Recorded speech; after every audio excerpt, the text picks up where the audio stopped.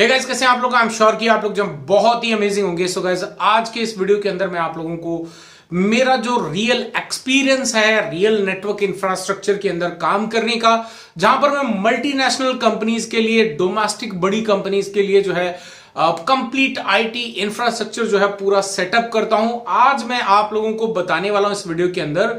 So basically कोई भी बड़ा प्रोजेक्ट जहां पर हम पूरा आईटी इंफ्रास्ट्रक्चर जो है सेटअप करना चाहते हैं, तो वहां पर कौन कौन सी स्टेजेस होती हैं और किस तरह से कौन सी स्टेज के अंदर क्या क्या चीजें कवर करनी चाहिए। अगर आप एक आईटी कंसल्टेंट बनना चाहते हैं, एक सक्सेसफुल आईटी इंजीनियर बनना चाहते हैं, तो ये सारी इंफॉर्मेशन जो है वो आपके लिए बहुत इंपॉर्टेंट है। वीडियो को अंत तक जरूर देखिएगा गाइस। मेरा नाम है मंजीत सिंह और आप देख रहे हैं आपका अपना चैनल टेक गुरु मंजीत। सो गाइस, सबसे पहले तो हम बात कर लेते हैं कि नेटवर्क इंफ्रास्ट्रक्चर की अगर बात करें तो कुछ लोगों को ये लगता है, बहुत सिंपल सा लगता है कि बस कंप्यूटर लगा दिए जहां पे लगाने हैं और फिर उनको आपस में वायर के साथ में कनेक्ट कर दिया, स्विचेस लगा दिए, राउटर लगा दिए और कनेक्टिविटी खत्म हो गई। इतना आसान नहीं है when it comes to real projects. Real projects के अंदर काफी सारी चीजों को इंपॉर्टेंस देनी पड़ती है, काफी सारी चीजों पे पहले काम करना पड़ता है, तब जाकर एक फाइनल जो है आपका पूरा इंफ्रास्ट्रक्चर जो है वो रेडी हो पाता है। अब let me give you an example. Let's say कि आपने जो है एक स्विच लगा दिया, है ना। अगर आप ऐसा काम नहीं करते हैं तो आपको एक स्विच लगा दिया आपने, और आपने स्विच परचेस करके लगा भी दिया, इंस्टॉल भी कर दिया, कॉन्फ़िगर भी कर दिया, और फाइनली पूरा एंड करने के बाद जब आपका रियल इन्वायरमेंट लाइव हुआ, तब आपको यहां पे पता चला कि वो जो स्विच है वो एक्चुअली आपके इस नेटवर्क के अकॉर्डिंग सही नहीं है। तो क्या चीजें आपको पहले करनी थी जो आपने मिस आउट कर दी? तो ये बहुत ही डीपली कॉन्सेप्ट है। ऐसा नहीं कि प्रोडक्शन नेटवर्क को एक बार लाइव करने के बाद करोड़ों रुपए का खर्चा हो जाता है। कई बार बहुत बड़े बड़े नेटवर्क्स हैं। तो अब तक का मेरा जो सबसे बड़ा प्रोजेक्ट रहा है उसमें करीब हमने 7.5 CR का जो है इन्वेस्टमेंट किया था उस कंपनी ने, पर्टिकुलरली सिर्फ आईटी इंफ्रास्ट्रक्चर को पूरा डेवलप करने के लिए, जो कि एक मल्टीनेशनल कंपनी थी। लेकिन फिर भी अगर हम डोमेस्टिक की बात भी करें तो भी यहां पे लाखों रुपए का सामान जो है आपको लगाना होता है, लाखों रुपए के डिसीजन आपको लेने होते हैं। अगर आप पहले कहीं गलती कर गए तो बाद में जो इन्वेस्टमेंट आपकी वजह से हुई है उसकी रेस्पॉन्सिबिलिटी किसकी होगी? डेफिनेटली आपकी होगी। तो इसीलिए मैं आप लोगों को आज के इस वीडियो के अंदर बताने वाला हूं 4 ऐसे फेज जिसमें मेरा जो हमेशा प्रोजेक्शन रहता है, हमेशा जो एक नए प्रोजेक्ट्स को इंप्लीमेंट करते वक्त मैं 4 फेजेस में उसको कंप्लीट करता हूं। पहला फेज होता है जिसको मैं बोलता हूं pre project requirement. Pre project requirement basically क्या होती है? जिसके अंदर आपको पूरे जिस भी लोकेशन पे आपका वो पूरा आईटी इंफ्रास्ट्रक्चर लगना है, वहां जाकर आपको पूरा उस साइट को समझना होता है। समझने के बाद जो है आपको उसके ऊपर में यह समझना है कि क्लाइंट की रिक्वायरमेंट क्या है, बिकॉज हर चीज आपके बेस के ऊपर डिसाइड नहीं करी जा सकती। हमें क्लाइंट की रिक्वायरमेंट के बारे में पता होना चाहिए कि क्लाइंट क्या चाहता है, वो क्या उसका थॉट प्रोसेस है। मैं ये नहीं कहूंगा यहां पे कि हर जो ओनर्स होते हैं या कोई भी बड़े एडमिन डिपार्टमेंट्स के होते हैं वो आप 100% आईटी को जानते हैं, नहीं। हो सकता है उनका जो है आईटी में नॉलेज 0 हो, लेकिन उनका एक विजन है। उस विजन को मैच करना with your skill, that is important. That is called pre project requirement. ये प्री प्रोजेक्ट रिक्वायरमेंट को समझना और उसके बाद उसके ऊपर में काम करके 2nd, 3rd and 4th phase पे लेके जाना, ये आपका सबसे पहला फेज होता है। 2nd फेज होता है आपका रिक्वायरमेंट जनरेशन। अब आपने जो है प्री प्रोजेक्ट रिक्वायरमेंट के अंदर आपने सारी डिटेल समझ ली, साइट को समझ लिया जहां पे वो नेटवर्क इंप्लीमेंट होना है, आईटी इंफ्रा इंप्लीमेंट होना है। आपने वो क्लाइंट की रिक्वायरमेंट समझ ली कि वो क्या चाहते हैं, किस तरह का सेटअप करवाना चाहते हैं, क्या क्या उनका प्लानिंग है, वो आगे इसको जो है किस तरह से लेके चलना चाहते हैं। और फिर उसके बाद में जो है आपको यहां पे डिसाइड करना होता है कि वहां पर जो भी आपका इंप्लीमेंटेशन है as per the client requirement and site requirement, अब वहां पर लगेगा क्या और कितनी क्वांटिटी के अंदर। अगर स्विचेस लग रहे हैं तो कौन से स्विचेस लगेंगे, लेयर 2 लगेंगे, लेयर 3 लगेंगे, कितने लेयर 2 लगेंगे, कितने लेयर 3 लगेंगे, अनमैनेज लगाने हैं कि मैनेज लगाने हैं, राइट। और अगर मैनेज लगा रहे हो तो डेफिनेटली उसके अंदर भी आपको ये देखना पड़ेगा कौन सा मॉडल नंबर आपको लेना है। तो ये जो डिटेल्स है ना, ये आपको समझ में आनी चाहिए।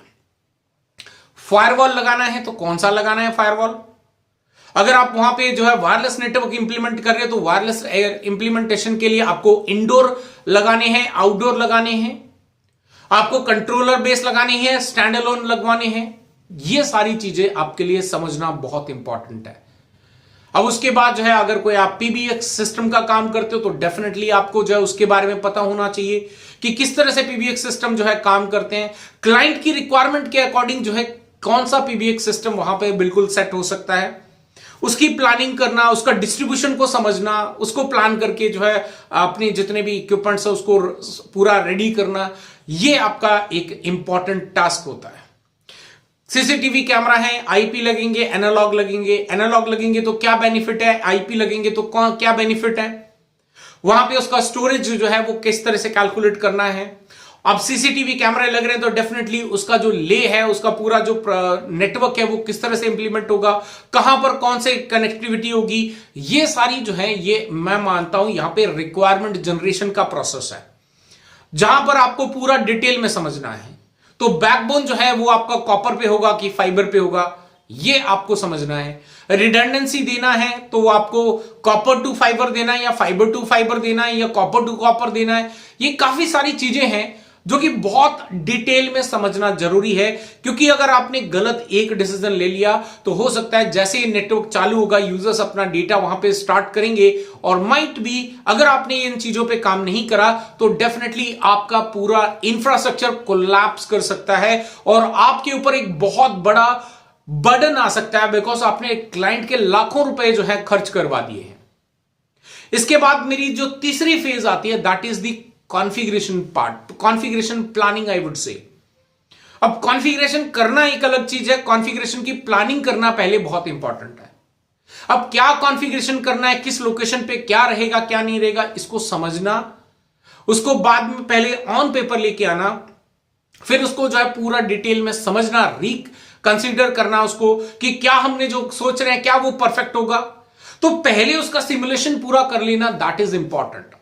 फाइनल स्टेज पे जाके फिर जब आप कॉन्फिडेंट हो गए हैं कि यस ये सही एक तरीका है, अब आपने जो कॉन्फ़िगरेशन करा है वो बिल्कुल परफेक्ट है और इसी तरह से आपका काम करेगा, देन आफ्टर जो है आप उसको अगले फाइनल स्टेज के अंदर लेके जा सकते हैं, जिसको मैं बोलता हूं यहां पे configuration, trouble shoot and site handover.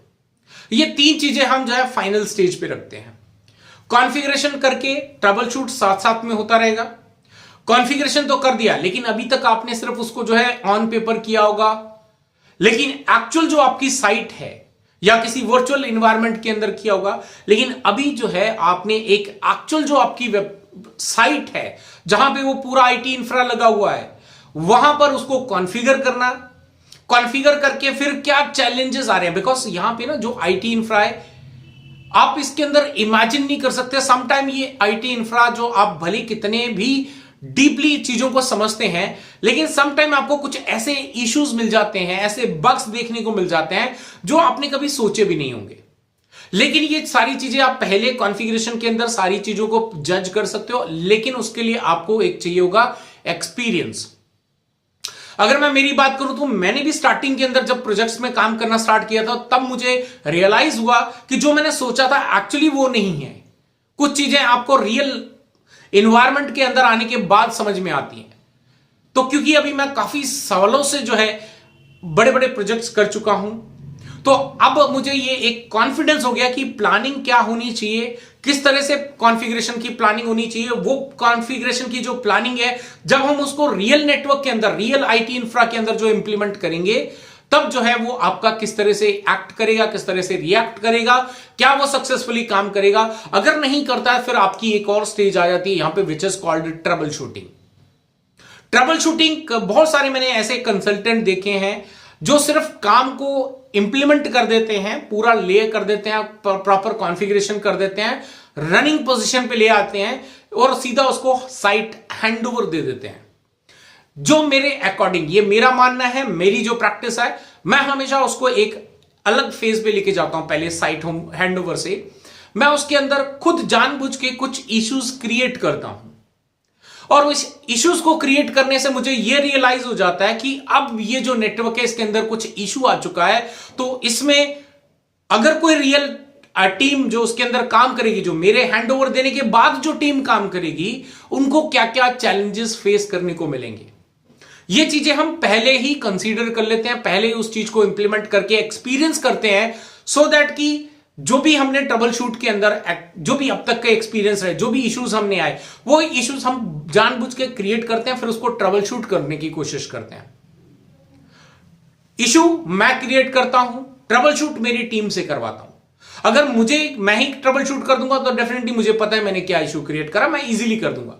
But I really wanted to understand that site की वो जो एक्चुअल जो इंजीनियर्स होंगे उनको तो ये पता नहीं है, तो वो इस चीज को कैसे ट्रबल शूट करेंगे, ये मैं अपनी टीम को बिना बताए जो है इश्यूज क्रिएट करके देता हूं, so that we can understand कि जो थॉट प्रोसेस है उस वक्त क्या हो सकते हैं।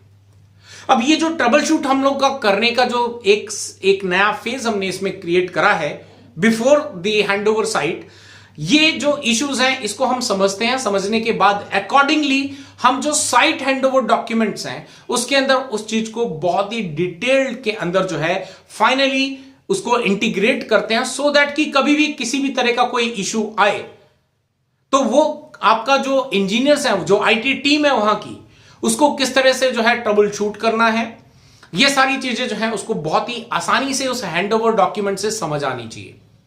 तो मेरे अकॉर्डिंग ये जो 4 फेज हैं ये बहुत इंपॉर्टेंट है।